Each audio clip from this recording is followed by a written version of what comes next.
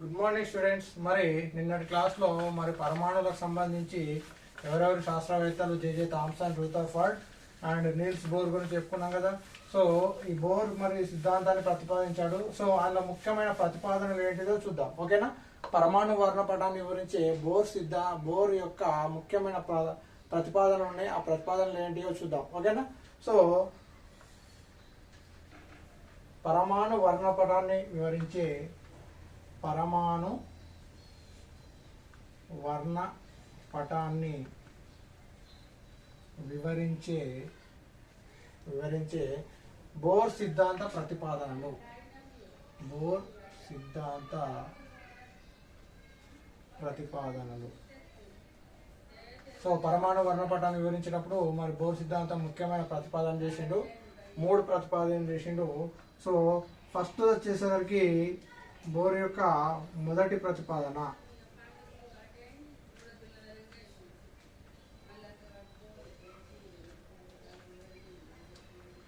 So మొదటి ప్రతిపాదన ఏం చేసిందంటే, పరమాణువుల్లో కేంద్రకం చుట్టూ ఎలక్ట్రాన్లు స్థిర కక్షలో తిరుగుతాయి. ఎట్లా తిరుగుతాయంట? పరమాణువులో కేంద్రకం చుట్టూ ఎలక్ట్రాన్లు ఎట్లా తిరుగుతాయి? స్థిర కక్షలో తిరుగుతాయి. స్థిర కక్షలో తిరుగుతూ ఎలాంటి శక్తిని ఉద్గారం చేయకుండా అవి కేంద్రకం చుట్టూ ఎలక్ట్రాన్లు పరిభ్రమిస్తాయి అని చెప్పాడు. ఇది బోర్ యొక్క మొదటి ప్రతిపాదన. ఏమని చెప్పిండు? వెరీ వెరీ ఇంపార్టెంట్ అమ్మా. మనకి బోర్ యొక్క ప్రతిపాదనలు మనకు క్వశ్చన్లలో, లాంగ్ క్వశ్చన్లో మన 4 మార్క్స్ క్వశ్చన్లు అడగడం జరుగుతుంది. బోర్ యొక్క ప్రతిపాదనలు ఏంటి తెలపండి అని అనేది. సో ఫస్ట్ బోర్ యొక్క మొదటి ప్రతిపాదన ఏం చెప్తుండు? పరమాణులో కేంద్రకం చుట్టూ చూడండి ఎట్లా తిరుగుతాయి మనకు ఆల్రెడీ తెలుసు. ఇది పరమాణు తీసుకున్నట్టయితే కేంద్రకం చుట్టూ ఏం చేస్తాయి? ఎలక్ట్రాన్లు ఒక స్థిర కక్షలో తిరుగుతాయి అన్నాడు. అంటే ఈ విధంగా ఒక కక్షలు తీసుకున్నాడు, వీటినే స్థావర కక్షలు, వీటికి పేర్లు పెట్టిన JKLM అని పేరు పెట్టిన తెలుసు కదా. సో ఇట్లా స్థిర కక్షలో, ఫర్ ఎగ్జాంపుల్ ఇక్కడ ఒక కేంద్రకం చుట్టూ పరమాణులో ఎలక్ట్రాన్ ఇక్కడ స్థిర కక్షలో తిరుగుతున్నట్టయితే, అంటే ఎలక్ట్రాన్ ఇక్కడ తిరుగుతుంది. సో తిరుగుతున్నట్టయితే ఇప్పుడు ఈ స్థిర కక్షలో ఇందులోనే తిరిగేటప్పుడు ఎలాంటి శక్తి ఉద్గారం చేయకుండా కేంద్రకం చుట్టూ ఎలక్ట్రాన్ పరిభ్రమిస్తాయి అని చెప్పిండు. ఈ స్థిర కక్షలో తిరుగుతాయని చెప్పిండు. అంటే శక్తి ఉద్గారం అనేది జరగదు. దేనికి రీజన్ చెప్పిండు? రూథర్ఫర్డ్ ఏమని చెప్పిండు?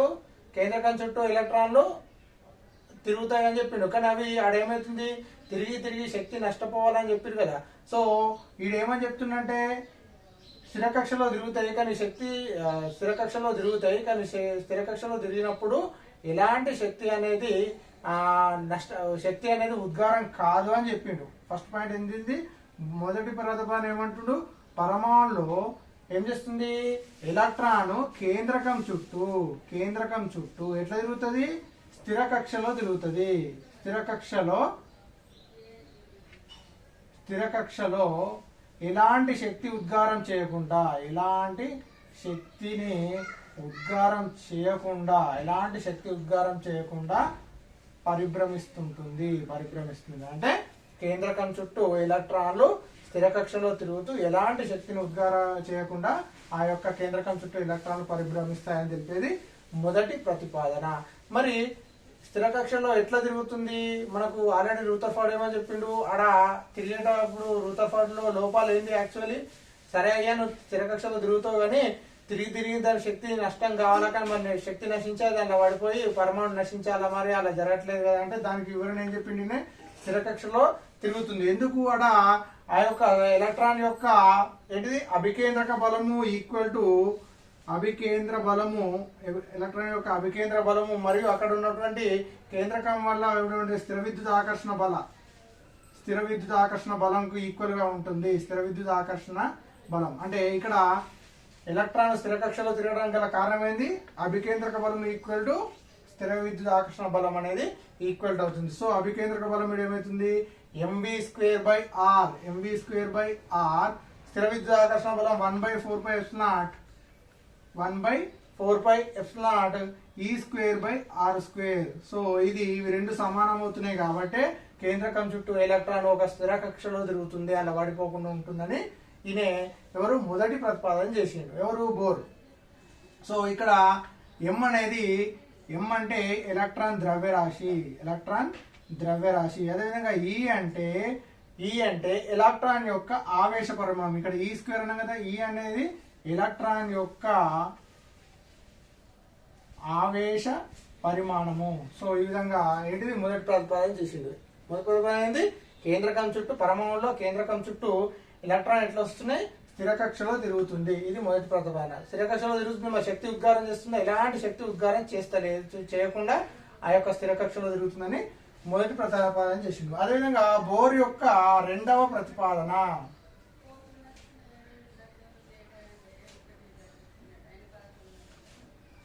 బోర్ యొక్క రెండవ ప్రతిపాదన ఏం చేస్తుందంటే, మరి ఒక స్థిర కక్షలో పరిభ్రమించే ఎలక్ట్రాన్ యొక్క కోణీయ ద్రవ్య వేగం.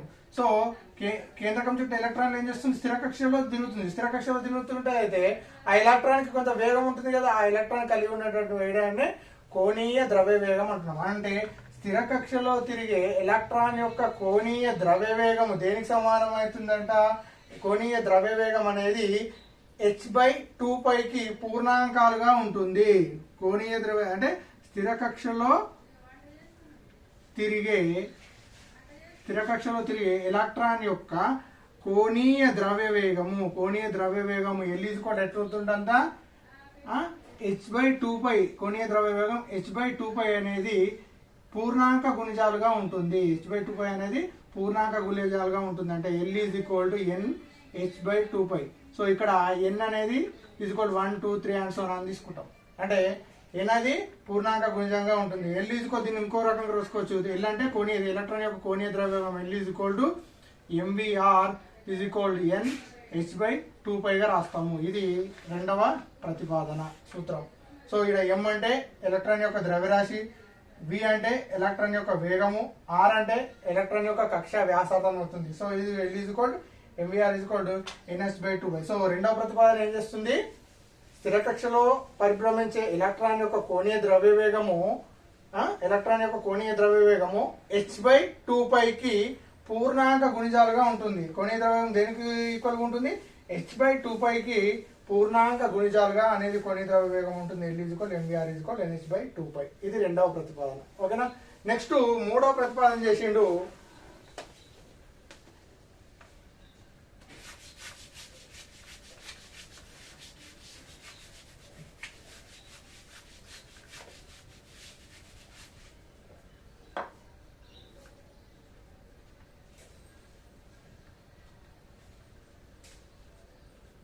సో మూడో ప్రతిపాదన ఏంటంటే, కేంద్రకం చుట్టూ ఎలక్ట్రాన్లు కొన్ని కక్షలో స్థిర కక్షలో తిరుగుతున్నాయి కదా.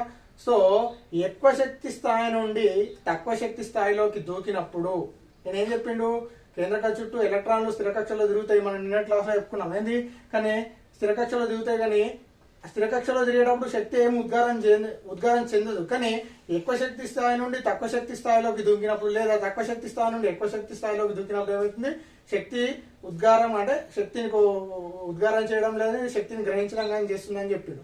సో ఈ మూడో ప్రతిపాదన ఏం చెప్తుందంటే, ఎలక్ట్రాన్లు ఎక్కువ శక్తి స్థాయి నుండి తక్కువ శక్తి స్థాయిలోకి దూకినప్పుడు శక్తిని ఉద్గారం చేస్తుంది. ఏంటిది, శక్తిని ఉద్గారం చేస్తుంది. ఈ ఉద్గారమైన శక్తి ఎట్లుంటుందంటే ఆ రెండు శక్తి స్థాయిల మధ్య తేడాకు సమానంగా ఉంటుంది. ఫర్ ఎగ్జాంపుల్ ఇప్పుడు ఎక్కువ శక్తి ఎలక్ట్రాన్ ఏంది, ఎక్కువ శక్తి స్థాయి నుండి ఎలక్ట్రాన్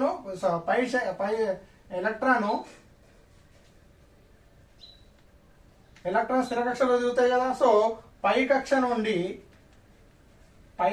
ఎక్కువ శక్తి అంటే పై కక్ష నుండి కింది కక్షలోనికి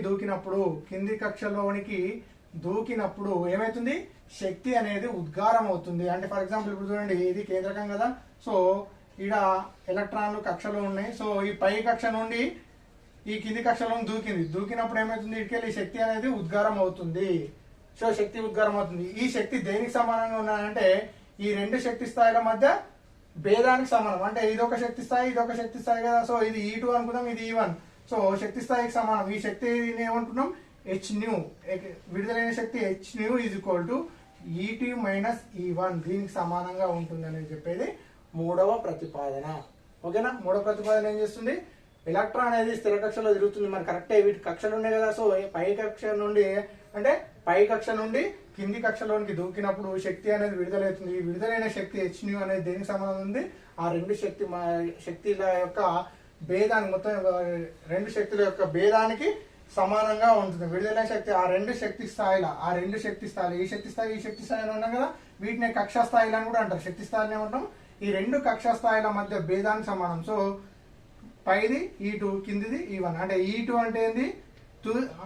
E2 ఏమైతుంది? తుది శక్తి స్థాయి. E2 అనేది తుది శక్తి స్థాయిని తెలియజేస్తుంది. E1 అనేది E2 అనేది ఏంది? పై శక్తి స్థాయి. E1 అనేది కింది శక్తి స్థాయి. పై నుంచి కిందికి దూకినప్పుడు ఈ రెండు శక్తుల స్థాయి కక్షా స్థాయిల మధ్య భేదానికి విడుదలైన శక్తి అనేది సమానంగా ఉంటుంది. ఈ విధంగా పరమాణు వర్ణపటాన్ని వివరించే బోర్ సిద్ధాంత ప్రతిపాదనలు 3 ప్రతిపాదనలు చేసిండు. 3 ప్రతిపాదనలు ఈ విధంగా ఉన్నాయి. ఒకటేంది? స్థిర కక్షలో తిరుగుతాయి, కానీ స్థిర కక్షలో తిరిగినప్పుడు ఎలాంటి శక్తి అనేది ఉద్గారం చేయదు, ఇది సూత్రం. రెండోది ఏంది? ఆ యొక్క స్థిర కక్షలో తిరిగేటప్పుడు ఎలక్ట్రాన్ కొంత వేగాన్ని కలిగి ఉంటుంది, దాన్నే కోణీయ ద్రవ్య వేగం అని అంటారు. ఈ కోణీయ ద్రవ్య వేగం అనేది h/2πకి పూర్ణాంక గుణిజంగా ఉంటుంది. So L = n/n × h/2π. So దీన్ని L = mvr n × h/2π గా రాస్తాం. సో వాటి విలువలు కూడా చెప్పినాం. n అంటే ఏంది? నెంబర్ ఆఫ్ సంఖ్య, n = 1 2 3 and so on, and h అంటే ప్లాంక్ స్థిరాంకం, అండ్ m అంటే ఎలక్ట్రాన్ ద్రవ్యరాశి, v అంటే ఎలక్ట్రాన్ వేగం, r అంటే ఆ యొక్క ఎలక్ట్రాన్ యొక్క కక్షా వ్యాసార్థం అవుతుంది. మూడో ప్రతిపాదన ఏం చెప్తుంది? ఎలక్ట్రాన్ పై కక్ష నుండి కింది కక్షలోకి దూకినప్పుడు శక్తి ఉద్గారం అవుతుంది, లేదా కింది కక్ష నుండి పై శక్తిలోకి విడుదలైనప్పుడు శక్తిని శోషించుకుంటుంది. ఇలా జరిగినప్పుడు ఆ యొక్క విడుదలైన శక్తి లేదా గ్రహించిన శక్తి hν దేనికి సమానం అంటే ఆ రెండు శక్తి స్థాయిల మధ్య భేదానికి సమానం అని చెప్తుంది. సో ఇలా దుంకినప్పుడు ఇది ఏం చేస్తుందంటే వర్ణపటంలో ఒక రేఖనిస్తుంది. సో వర్ణపటంలో ఏం చేస్తుంది? ఒక రేఖనిస్తుంది. అంటే ఇక్కడ నుంచి ఇటు దుంకినప్పుడు ఏమేస్తుంది? సో ఇది ఏం చేస్తుంది? ఇది వర్ణపటంలో ఒక రేఖను ఇస్తుంది. ఇలా ఈ హైడ్రోజన్ వర్ణపటాన్ని మనకు బోర్ సిద్ధాంతం అనేది వివరించడం జరిగింది. సో ఈ విధంగా ప్రతిపాదనలు అంటే ఈ మూడవ ప్రతిపాదన ఆధారంగానే మనం యొక్క ఏంటిది హైడ్రోజన్ పరమాణు వర్ణపటాన్ని మనం వివరించగలుగుతాం. ఎందుకు ఇలా దుంకినప్పుడు ఏమైతుంది? ఒక రేఖనిస్తున్నాయి కదా. సో వివిధ వర్ణపటాలు అంటే ఒక్కొక్క స్థాయి నుంచి ఒక్కొక్క పై శక్తి స్థాయి నుంచి కిందికి, రెండో శక్తి స్థాయి నుంచి మూడో దాని నుంచి ఒకటి ఇట్లా దిగినప్పుడు వివిధ రేఖలు ఇస్తే దాన్నే హైడ్రోజన్ వర్ణపటం అంటారు, దాన్ని వివరిస్తారు. అది ఇంకో కొంచెం మనకి నెక్స్ట్ రాబోతుంది. ఓకేనా? ఇవి బోర్ సిద్ధాంతం యొక్క ముఖ్యమైన ప్రతిపాదనలు. ఓకేనా? రైట్.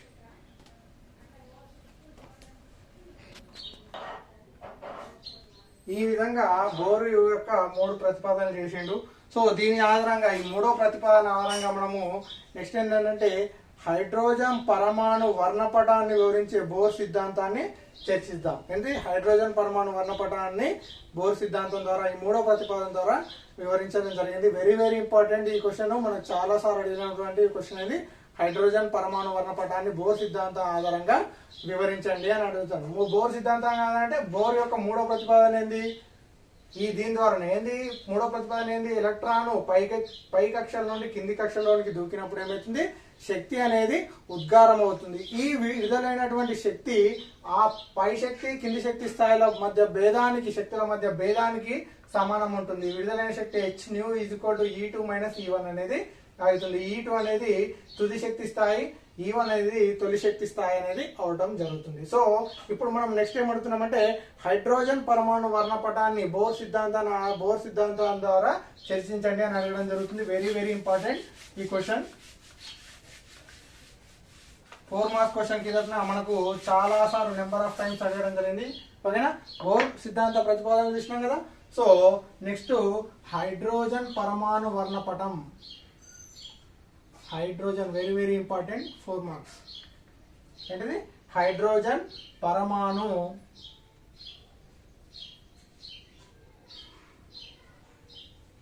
వర్ణపటాన్ని వివరించి బోర్ సిద్ధాంతం ద్వారా వివరించండి. బోర్ సిద్ధాంతం ద్వారా వివరించండి అని అడగడం జరుగుతుంది. సో హైడ్రోజన్ పరమాణు వర్ణపటాన్ని మనం వివరిద్దాం. దీని ద్వారా బోర్ సిద్ధాంతం.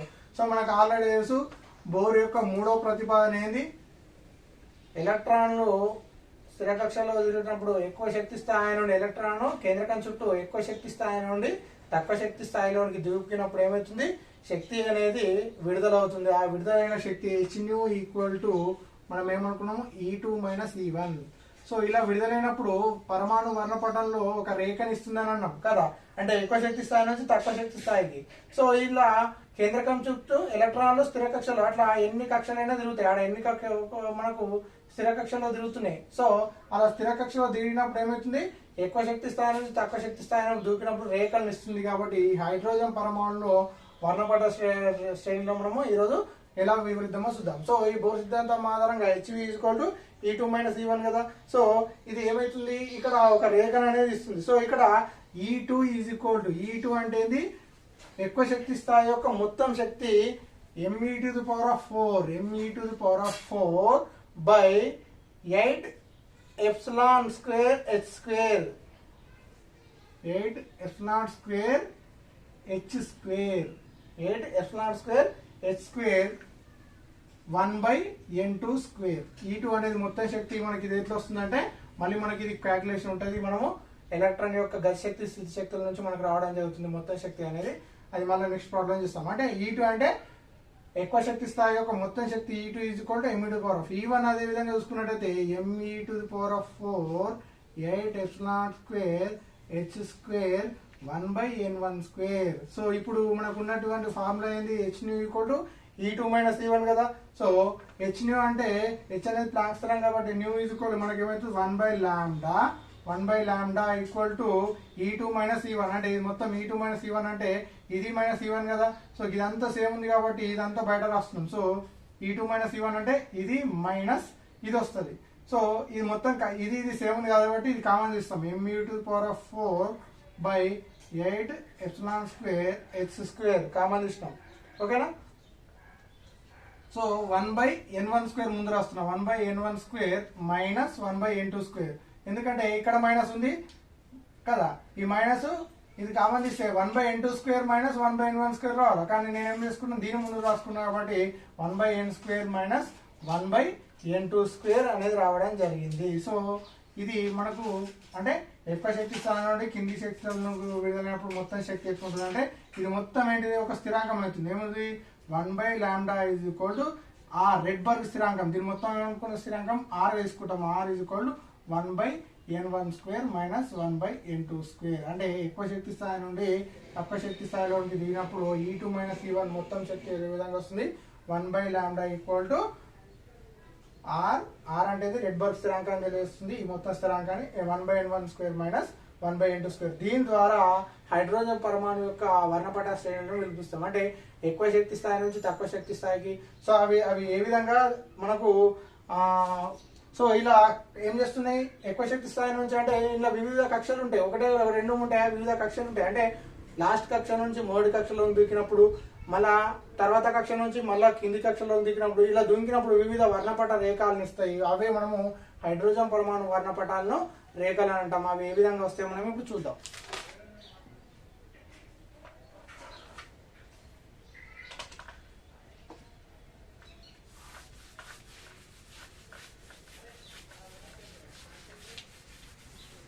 హైడ్రోజన్ పరమాణు యొక్క వర్ణపట శ్రేణి. హైడ్రోజన్ పరమాణు యొక్క వర్ణపట శ్రేణి. ఇది దేని నుంచి వచ్చిన వర్ణపట శ్రేణి, దేని నుంచి వివరిస్తాం, బోర్ యొక్క మూడో సిద్ధాంతం. ఇంతకుముందు ఇది చెప్పుకున్నాం కదా, అది దాని నుంచి హైడ్రోజన్ పరమాణు యొక్క వర్ణపట శ్రేణి. సో హైడ్రోజన్ పరమాణు 5 శ్రేణుల ద్వారా వర్ణపట హైడ్రోజన్ పరమాణు అనేది 5 శ్రేణుల వర్ణపట రేఖలను కలిగి ఉంటుంది. ఇది ఎన్ని రేఖల వర్ణపటాలు అవుతుంది, 5 శ్రేణుల వర్ణపట రేఖలను కలిగి ఉంటుంది. వర్ణపట రేఖలను కలిగి ఉంటుంది. హైడ్రోజన్ పరమాణు యొక్క వర్ణపటం ఏంది, 5 శ్రేణులను కలిగి ఉంటుంది. ఆ 5 శ్రేణులు ఏ విధంగా ఉంటాయో మనం చూద్దాం. So n is equal to 1, n is equal 2, n is equal 3, n is equal 4, n is equal 5. అంటే ఇవి శక్తి స్థాయిలో అన్నట్టు. ఒకటవ కక్ష, రెండవ కక్ష, మూడవ కక్ష ఉంటాయి కదా. సో అవి 1, 2, 3, 4, 5 ఇట్లా n is equal 6, n is equal 7 ఇంకా ఇంకా n = ఇన్ఫినిటీ, అంటే ఈ విధంగా ఉంటూనే ఉంటాయి అన్నట్టు. ఓకేనా? సో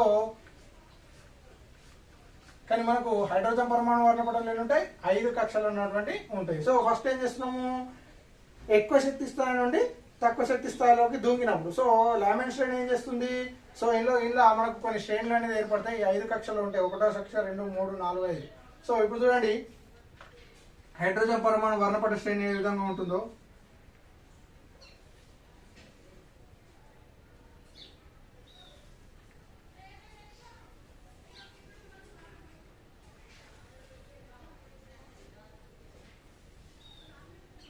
అంటే ఎక్కువ శక్తి స్థాయి నుండి కింది శక్తి స్థాయిలోకి 1వ శక్తి స్థాయిలోకి దిగినప్పుడు దీన్ని ఏమంటారు అంటే లైమాన్ శ్రేణి ఏర్పడుతుంది. ఏ శ్రేణి ఏర్పడుతుంది? దీన్ని భూస్థాయి అంటారు. ఇది ఎక్కువ శక్తి స్థాయి నుండి తక్కువ శక్తి స్థాయిలోకి దిగినప్పుడు ఏమవుతుంది? లైమాన్ శ్రేణి ఏర్పడుతుంది. ఇది ఎక్కడ ఏర్పడుతుంది? లైమాన్ శ్రేణి అతి నీల లోహిత ప్రాంతంలో ఏర్పడుతుంది. అతి నీల లోహిత ప్రాంతంలో లైమాన్ శ్రేణి ఏర్పడుతుంది. ఇది ఎక్కువ శక్తి స్థాయి నుండి తక్కువ శక్తి స్థాయిలో దిగినప్పుడు. అంటే ఎక్కువ శక్తి స్థాయి నుండి ఎక్కడికి? 1వ శక్తి స్థాయిలోకి దూకుతుంది కదా. సో అదేవిధంగా నెక్స్ట్ 1వ శక్తి స్థాయి నుండి 2వ శక్తి స్థాయిలోకి దూకినప్పుడు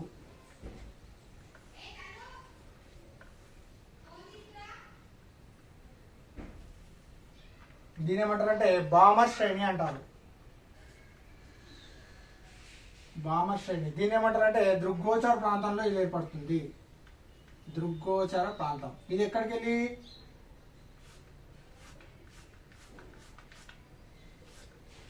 వెళ్ళి? పై శక్తి స్థాయి నుండి 2వ కక్షలోకి దూకినప్పుడు బామర్ శ్రేణి ఏర్పడుతుంది. పై కక్ష నుంచి 3వ కక్షలోకి దూకినప్పుడు లైమాన్ శ్రేణి, బామర్ శ్రేణి.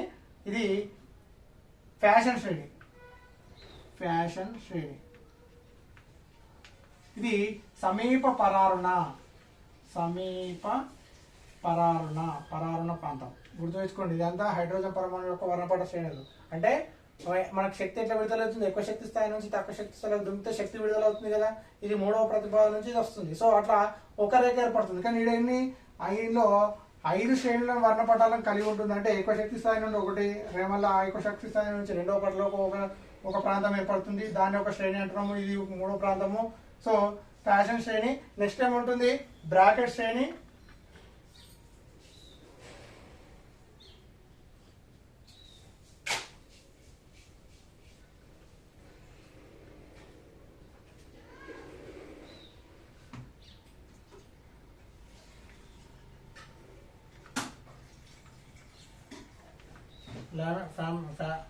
లైమాన్ శ్రేణి, బ్రాకెట్ శ్రేణి, ఫ్యాషన్ శ్రేణి. ఓకేనా? నెక్స్ట్ ఏంటి? బ్రాకెట్ శ్రేణి. బ్రాకెట్ శ్రేణి అంటే ఇది పరారుణ ప్రాంతం. లాస్ట్ది ఫండ్ శ్రేణి. దీని ఏమంటారు? ఫండ్ శ్రేణి అంటారు. దీన్ని దూర పరారుణ ప్రాంతం అంటారు. సో ఈ విధంగా 5 శ్రేణులు ఏర్పడతాయి. ఒకటి లైమాన్ శ్రేణి, బ్రాకెట్ శ్రేణి, ఫ్యాషన్ శ్రేణి, ఫ్యాషన్ బ్రాకెట్ ఫండ్. లైమాన్ శ్రేణి ఎక్కడ పడుతుంది? అతి నీల లోహిత ప్రాంతంలో ఏర్పడుతుంది. బ్రాకెట్ శ్రేణి ఎక్కడ పడుతుంది? దృగ్గోచర ప్రాంతంలో ఏర్పడుతుంది. ఫ్యాషన్ శ్రేణి ఎక్కడ పడుతుంది? సమీప పరారుణ ప్రాంతంలో ఏర్పడుతుంది. బ్రాకెట్ శ్రేణి ఎక్కడ? పరారుణ ప్రాంతంలో ఏర్పడుతుంది. ఫండ్ శ్రేణి ఎక్కడ ఏర్పడుతుంది?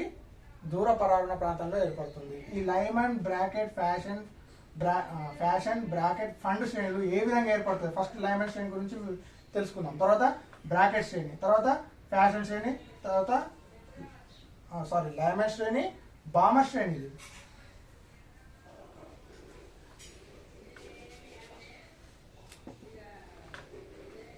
బామర్ శ్రేణి, ఇది ఫ్యాషన్ శ్రేణి, బ్రాకెట్ శ్రేణి, ఫండ్ శ్రేణి. సో ఈ 5 శ్రేణుల గురించి తెలుసుకుందాం. ఫస్ట్ ఏంటంటే లైమాన్ శ్రేణి.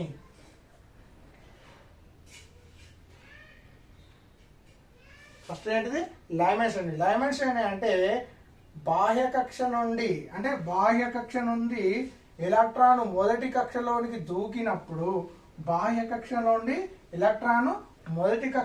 దూకినప్పుడు, అతి నీల లోహిత ప్రాంతంలో లైమాన్ శ్రేణి ఏర్పడుతుంది.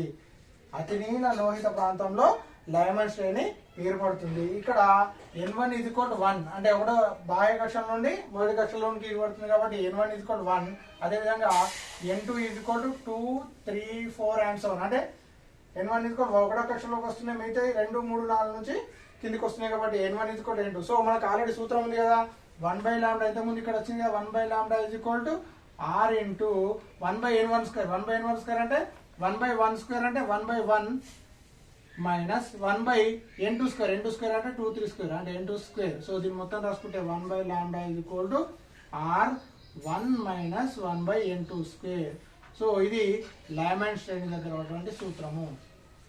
ఇది లయమన్ శ్రేణి. ఇదే విధంగా నెక్స్ట్ ఏంది, బ్రాకెట్ శ్రేణి, ఫ్యాషన్ శ్రేణి, బామర్ శ్రేణి, ఫ్యాషన్ శ్రేణి, బ్రాకెట్ శ్రేణి, ఫండ్ శ్రేణిలోకి మనకు ఈ ఫార్ములా తీసుకోవాలి. ఈ ఫార్ములా ఎట్లా వచ్చింది మనకి ఇక్కడ ఆల్రెడీ ఉంది కదా, ఏంటిది, హైడ్రోజన్ యొక్క పరమాణు యొక్క మూడవ ప్రతిపాదన నుంచి 1/λ = r ఇంటూ 1/n1² 1/2 అంటే ఎక్కువ శక్తి స్థాయి నుండి తక్కువ శక్తి స్థాయిలో దూకినప్పుడు సూత్రం. దీని ద్వారానే మనము ఏంటిది ఈ లయమన్ శ్రేణికి మనకి ఈ సూత్రం అనేది తీసుకొచ్చాం. ఇది ఏంటి, ఎక్కువ శక్తి స్థాయి నుండి ఎక్కువ శక్తి స్థాయి నుండి ఎందుకు దూకుతుంది, మొదటి కక్షలోకి దూకినప్పుడు మనకి n1 = 1, n2 = 2 అప్పుడు లయమన్ శ్రేణి ఏర్పడుతుంది. ఇది ఎక్కడ, అతి నీల లోహిత ప్రాంతంలో ఏర్పడుతుంది. దీన్ని ఏమంటాం, లయమన్ శ్రేణి అంటున్నాం. నెక్స్ట్ ఏంటిది,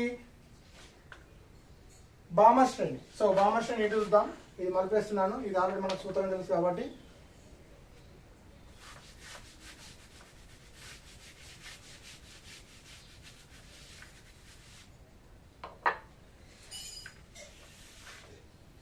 సో సెకండ్ ఏంటిది, బామర్ శ్రేణి. సో బామర్ శ్రేణి ఎక్కడ ఏర్పడుతుంది, దృగ్గోచర ప్రాంతంలో ఏర్పడుతుంది. అంటే ఎలక్ట్రాన్ ఎక్కడ నుంచి ఎక్కడ దూకుతుంది, బాహ్య కక్ష నుండి రెండవ కక్షలోనికి దూకినప్పుడు. ఎక్కడి నుంచి, బాహ్య కక్ష నుండి ఎక్కడ దూకుతుంది, రెండవ కక్షలోనికి ఎలక్ట్రాన్ దూకినప్పుడు ఏ శ్రేణి ఏర్పడుతుంది, బామర్ శ్రేణి ఏర్పడుతుంది. ఇది ఎక్కడ ఏర్పడుతుంది, దృగ్గోచర ప్రాంతంలో ఏర్పడుతుంది. ఆల్రెడీ మనం పటంలో చూసినాం కాబట్టి మనకు సూత్రం ఏంది, 1/λ = r into 1/n1² minus 1/n2² కదా. సో కానీ n1 = ఇక్కడ ఏమవుతుంది, 2 అవుతుంది. ఎందుకు, రెండవ దానిలో కాబట్టి అప్పుడు ఏమవుతుంది, 1/λ r ఇంటూ n2 అంటే ఎంత, n1 ఎంత 2. So 1/2² minus 1/n2². సో ఇది బామర్ శ్రేణిలో ఈ విధంగా మనకు దాని యొక్క శక్తి స్థాయిల మధ్య భేదం ఈ విధంగా రావడం జరుగుతుంది. నెక్స్ట్ ఏంటిది, బామర్ శ్రేణి తర్వాత ఏంటిది, ఫ్యాషన్ శ్రేణి కదా. ఫ్యాషన్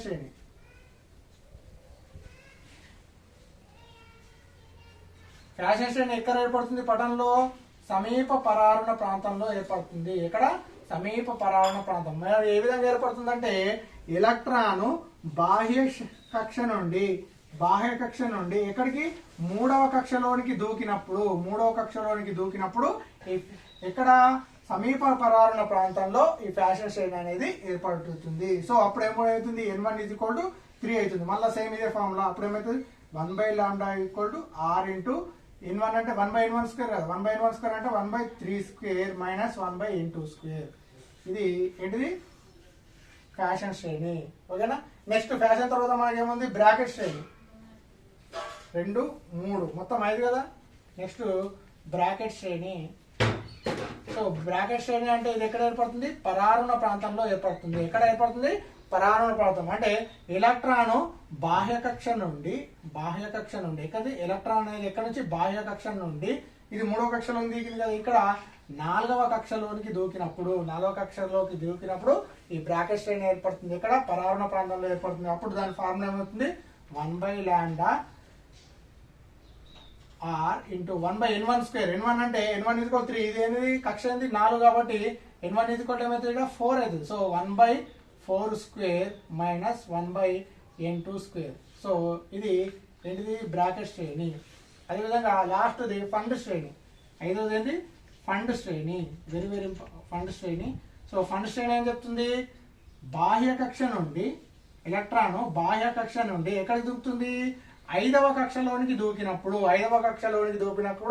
ఫండ్ శ్రేణి ఏర్పడుతుంది. ఇది దూర పరారుణ ప్రాంతంలో ఏర్పడుతుంది. ఎక్కడ ఏర్పడుతుంది, దూర పరారుణ ప్రాంతంలో ఏర్పడుతుంది. అప్పుడు మనకు n1 = ఏంటిది, 5. సో మనకు సూత్రం ఏంటి, 1/λ r ఇంటూ 1/n² అంటే ఎంత, 5² 1/n2². సో ఈ విధంగా హైడ్రోజన్ పరమాణు యొక్క వర్ణపట యొక్క శ్రేణులను ఈ విధంగా వివరించవచ్చు. ఎన్ని శ్రేణులు? 5 శ్రేణులను కలిగి ఉంటుంది హైడ్రోజన్ పరమాణు వర్ణపటం. చూడండి, హైడ్రోజన్ పరమాణు పటం ఎన్ని శ్రేణులను కలిగి ఉంటుంది? 5 శ్రేణి ఒకటి ఉంటుంది. ఒకటి లైమన్ శ్రేణి, ఒకటి బామర్ శ్రేణి, మూడోది ఫ్యాషన్ శ్రేణి, ఇంకోటి బ్రాకెట్ శ్రేణి, ఫండ్ శ్రేణి. ఇవి ఎట్లా ఏర్పడతాయి? బాహ్య కక్షల నుండి ఎలక్ట్రాన్ మొదటి కక్ష, రెండవ కక్ష, మూడవ కక్ష, నాలుగవ కక్ష, 5వ కక్షలో దూకినప్పుడు అక్కడ ప్రాంతాలు ఏర్పడుతున్నాయి. అతి నీలో ప్రాంతం, దుర్భూచర ప్రాంతం, సమీప పరారణ ప్రాంతం, పరారణ ప్రాంతం, దూర పరారణ ప్రాంతాల్లో Lyman, Balmer, fashion, bracket, fund శ్రేణులు అనేది ఏర్పడుతుంది. సో లైమన్ శ్రేణి దగ్గర దాని యొక్క మొత్తం శక్తి అంటే విడుదలైన శక్తికి సూత్రం ఏంది? 1/λ R × 1/(-1/(n²). ఇది ఎట్లా వచ్చిందంటే మనకు ఈ ఫార్ములా తెలుసు, R × 1/(n²) - 1/(n²) ఫార్ములా తెలుసు కాబట్టి అందులో ప్రతిక్షేపించాం. సో అదేవిధంగా నెక్స్ట్ ఏంటిది? బామర్ శ్రేణి, దాని యొక్క విడుదలైన శక్తికి సూత్రం. ఫ్యాషన్ శ్రేణిలో దాని యొక్క విడుదలైన శక్తికి సూత్రం.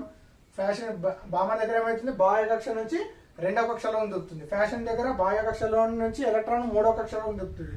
బ్రాకెట్ శ్రేణి దగ్గర బాహ్య కక్షల నుంచి ఎలక్ట్రాన్ 4వ కక్షలోకి దొరుకుతుంది. ఫండ్ శ్రేణి దగ్గర బాహ్య కక్షల నుంచి ఎలక్ట్రాన్ 5వ కక్షలోకి దొరికినప్పుడు ఆ యొక్క 5 శ్రేణులు అనేది ఏర్పడతాయి. 5 ప్రాంతాలలో ఏర్పడతాయి.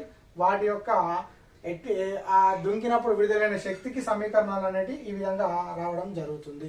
సో ఈ విధంగా ఏంటిది? మనము హైడ్రోజన్ పరమాణువు యొక్క వర్ణపటాన్ని బోర్ సిద్ధాంతం 3వ ప్రతిపాదన ఆధారంగా వివరించవచ్చు. Very very very important 4 marks question కిందట. ఓకేనా? చాలా ఇంపార్టెంట్ 4 మార్క్స్ క్వశ్చన్ కిందట. ఏమవుతాడు? హైడ్రోజన్ పరమాణు వర్ణపటం అంటే మనము ఫస్ట్ బోర్ సిద్ధాంతం 3వ ప్రతిపాదన నుంచి ఆ సూత్రం రాబడతాం. కాబట్టి ఈ 5 శ్రేణులను మనము ఈ విధంగా పటం వేయాలా. పటం వేసి మనము ఈ పటాన్ని ఇంకో రకం కూడా వేయచ్చు. ఇలా కేంద్రకం ఉంటుంది కదా. సో 1, 2, 3, 4, 5. సో 5వ కక్షల నుంచి మొదటి కక్షలోనికి ఇట్లా ఈ విధంగా తీసుకుంటాం. ఓకేనా? మళ్ళీ రెండవ కక్షలోనికి, మళ్ళీ తర్వాత దీన్ని ఏమో మూడో కక్షలోనికి తీసుకుంటాం. అంటే ఒక్కో దాంట్లో ఒక్క పటం ఉంటుంది. మళ్ళీ 4వ కక్షల నుంచి సో అంటే మనం ఈ విధంగా తీసుకున్నాం కదా. కొన్ని దాంట్లో పటాలు ఈ విధంగా కూడా ఉంటాయి. ఓకేనా? మనం మీరు ఎట్లా తీసుకున్నా పటము ఏ రకంగా వేసిన శ్రేణులు మాత్రం మనము కరెక్ట్ తీసుకోవాలి. ఓకేనా? సో ఈ విధంగా హైడ్రోజన్ పరమాణు వర్ణపటాన్ని వివరించడం అనేది చాలా చాలా very very important 4 marks question. ఓకేనా? క్లియరా? రైట్. నెక్స్ట్ బోర్ సిద్ధాంత పరిమితులు. ఏంటిది? హైడ్రోజన్ పరమాణు యొక్క బోర్ సిద్ధాంత పరిమితులు వెరీ వెరీ ఇంపార్టెంట్. ఇది కూడా మనకు చాలా సార్లు అడిగినటువంటి క్వశ్చన్. హైడ్రోజన్ పరమాణు బోర్ సిద్ధాంత పరిమితులు అంటే లోపాలు. హైడ్రోజన్ పరమాణు వర్ణపటాన్ని వివరించింది కదా. సో అందులో మెయిన్ లోపాలు ఏంటిది అనేది అడుగుతుండు. సో ఫస్ట్ లోపం చూడండి, హైడ్రోజన్ పరమాణువుకు మాత్రమే బోర్ సిద్ధాంతం అనేది వర్తిస్తుంది. అంటే హైడ్రోజన్ పరమాణుకే బోర్ సిద్ధాంతం అనేది వర్తిస్తుంది. మిగతా పరమాణువులు అంటే ఇది ఓన్లీ హైడ్రోజన్ మాత్రమే వర్తిస్తుంది. అంటే Z=1 ఉన్నటువంటి హైడ్రోజన్ పరమాణుకే వర్తిస్తుంది. Z<1 అంటే హైడ్రోజన్ కంటే ఇంకా ఎక్కువ పరమాణు హీలియంకు కూడా ఇది ఈ యొక్క బోర్ సిద్ధాంతం అనేది వర్తించడం జరగదు. ఇది ఒక మెయిన్ లోపము. ఏంటిది? ఓన్లీ ఇది హైడ్రోజన్ పరమాణుకే వర్తిస్తుంది బోర్ సిద్ధాంతం. హీలియం పరమాణు కూడా ఇది వర్తించదు. అంటే Z పరమాణు సంఖ్య 1 ఉన్న వాటికే వర్తిస్తుంది, మిగతా వాటికి ఇది వర్తించదు. ఇది ఒక లోపం. నెక్స్ట్ ఎలక్ట్రాన్ కక్షలు వృత్తాకారంగానే ఉంటాయని చెప్పిండు. మరి దీర్ఘ వృత్తాకార కక్షల్లో కూడా తిరుగుతాయి. ఎలక్ట్రాన్ల కక్షలు ఎట్లా? వృత్తాకార కక్షలు అని చెప్పిండు. మరి ఈ వృత్తాకార కక్షల్ని ఎందుకు ఉంటాయో వివరించలేడు. వృత్తాకార కక్షలో ఎందుకు ఉంటాయనేది వివరించలేకపోయాడు. అంటే దీర్ఘ వృత్తాకార కక్షలో కూడా తిరగడానికి వీలుంది కదా. సో ఈ ఎలక్ట్రాన్లు ఏంటిది? కేంద్రకం చుట్టూ వృత్తాకార కక్షల్ని ఎందుకు తిరుగుతాయి అనేది వివరించలేకపోయాడు. ఇది రెండవ లోపం. నెక్స్ట్ మూడోది ఏంటంటే వర్ణపటాల్లో సాపేక్ష తీవ్రతలను వివరించిండు. వర్ణపటాల్లో మనకు ఏంటిది? వర్ణపటాలు ఏర్పడుతున్నాయి కదా, పైనుంచి కిందికి దూకినప్పుడు ఏర్పడుతున్నాయి కదా. వాటి యొక్క సాపేక్ష తీవ్రతలను, వర్ణపటాల యొక్క సాపేక్ష తీవ్రతలను వివరించలేకపోయాడు. ఓన్లీ వాటి పౌనపున్యాలను వివరించిండు. పౌనపున్యాలను మాత్రమే వివరించిండు. కానీ సాపేక్ష తీవ్రతలను ఏంటిది? వివరించలేకపోయాడు. ఇది మూడవ లోపం. అంటే ఆ యొక్క వర్ణపటాల యొక్క సాపేక్ష తీవ్రత అంటే వాటి యొక్క తీవ్రతలను వివరించలేడు. కానీ వాటి యొక్క పౌనపున్యాలకు సంబంధించి తెలిపింది, కానీ వాటి యొక్క సాపేక్ష తీవ్రతలు అనేది తెలుపలేడు. అదేవిధంగా నెక్స్ట్ ఇంకోటి ఏంటంటే ఎలక్ట్రాన్లు తరంగ ధర్మాలను బోర్ సిద్ధాంతం వివరించలేడు. ఎలక్ట్రాన్ మరి స్థిర కక్షలో తిరుగుతుంది కదా, మరి ఆ స్థిర కక్షలో తిరిగినప్పుడు ఎలక్ట్రాన్ తరంగ స్వభావాన్ని కూడా కలిగి ఉంటుంది. కాబట్టి ఎలక్ట్రాన్ యొక్క తరంగ తరంగ ధర్మాలను కూడా బోర్ సిద్ధాంతం వివరించలేదు. తరంగ ధర్మాలను కూడా బోర్ సిద్ధాంతము వివరించలేదు.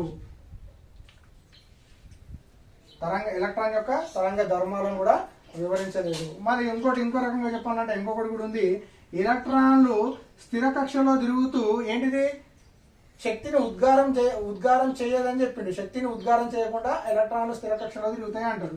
ఎలక్ట్రాన్లు స్థిర కక్షలో తిరిగినప్పుడు శక్తిని ఎందుకు ఉద్గారం చేయదో వివరించలేదు. శక్తిని ఎందుకు ఉద్గారం చేయదో వివరించలేదు. ఇవి బోర్ యొక్క మెయిన్ ప్రతిపాదనలు. ఇవి కంపల్సరీ మనకు 4 మార్క్స్ కింద రాగుతాడు. మీరు ఇళ్ళకి ఏదో ఒక 4 పాయింట్ రాసినా మీకు కంపల్సరీ 4 మార్క్స్. ఫస్ట్ ఏంది ఓన్లీ ఇది హైడ్రోజన్ పరమాణుకు మాత్రమే బోర్ సిద్ధాంతం అనేది ప్రతిపాదించడం జరిగింది. మీ బోర్ కంటే అంటే హైడ్రోజన్ అంటే Z పరమాణు సంఖ్య 1 కంటే ఎక్కువ ఉన్నటువంటి అంటే కనీసం హీలియం పరమాణు కూడా ఈ బోర్ సిద్ధాంతం అనేది వర్తించదు. ఇది ఒక లోపం, మెయిన్ లోపం. నెక్స్ట్ ఏంటిది ఎలక్ట్రాన్లు స్థిర కక్షలో తిరుగుతాయి. మరి స్థిర కక్షల్లో ఎందుకు ఒక వృత్తాకార మార్గంలో తిరుగుతాయి, మరి దీర్ఘవృత్తాకారంలో కూడా తిరగచ్చు కదా. సో ఆ వృత్తాకార మార్గంలో ఎందుకు తిరుగుతాయో వివరించలేకపోయాడు. ఇది కూడా ఒక లోపము, రెండవ లోపం. మూడో లోపం ఏంది వర్ణపటాల యొక్క సాపేక్ష తీవ్రతలను వివరించలేడు. అంటే వాటి యొక్క తీవ్రత ఎంత ఉంటుంది, సాపేక్ష తీవ్రతను వివరించలేడు. ఓన్లీ వాటి పౌనపుణ్యాలను తెలిపిండు. అంటే మూడో లోపం ఏంది వర్ణపటాల యొక్క సాపేక్ష తీవ్రతలను వివరించలేదు. నాలుగోది ఎలక్ట్రాను తరంగ ధర్మాలను వివరించలేకపోయాడు. ఎలక్ట్రాన్ మరి స్థిర కక్షలో తిరుగుతుంది, మరి ఎలక్ట్రాన్ ఒకవేళ వాటి యొక్క ఎలక్ట్రాన్ ఉన్నటువంటి తరంగ ధర్మాలను కూడా ఈ బోర్ సిద్ధాంతం అనేది వివరించలేకపోయింది. ఇంకో లోపము ఎలక్ట్రాన్ స్థిర కక్షలో తిరిగినప్పుడు శక్తిని ఎందుకు ఉద్గారం చేయదో వివరించలేదు. ఇది కూడా ఒక లోపం. ఈ విధంగా హైడ్రోజన్ పరమాణు యొక్క బోర్ సిద్ధాంత పరిమితులు అంటే very important. 4 marks very important. ఇది ఇంతకుముందు హైడ్రోజన్ పరమాణు వర్ణపటాన్ని వివరించండి కూడా వెరీ ఇంపార్టెంట్. ఈ 2 క్వశ్చన్ చాలా సార్లు మనకు అడిగినటువంటి క్వశ్చన్. ఓకేనా. ఈ హైడ్రోజన్ పరమాణు యొక్క బోర్ సిద్ధాంతం పరిమితులు వెరీ ఇంపార్టెంట్. ఈ 5 పరిమితులలో మీరు ఏ 4 రాసినా మీకు కంపల్సరీ 4 మార్క్స్ అనేది రావడం జరుగుతుంది. ఓకేనా. రేపటి క్లాస్లో మళ్ళీ ఎలక్ట్రాన్ యొక్క మొత్తం శక్తి అంటే స్థిర కక్షలో తిరుగుతుంది అన్నాం కదా, ఎక్కువ శక్తి స్థాయి నుండి కింది శక్తి స్థాయి అయినప్పుడు E2 అనేది మనం తీసుకున్నాం కదా. ఆ ఎక్కువ శక్తి స్థాయి అంటే ఎలక్ట్రాన్ యొక్క శక్తి గతి శక్తి తెలిసినట్టయితే ఎలక్ట్రాన్ యొక్క మొత్తం శక్తి అనేది రావడం జరుగుతుంది. మరియు మనకు ఇంకోటి రేఖీయ ద్రవ్యవేగం బోర్ యొక్క రెండవ ప్రతిపాదన ఏమని చెప్పుకున్నాము. బోర్ యొక్క రెండవ ప్రతిపాదన L mvr NH/2π అని కదా. ఈ NH/2π అనేది ఏ విధంగా వచ్చింది అనేది కూడా మనము రేపటి క్లాస్లో తెలుసుకుందాం. Okay right.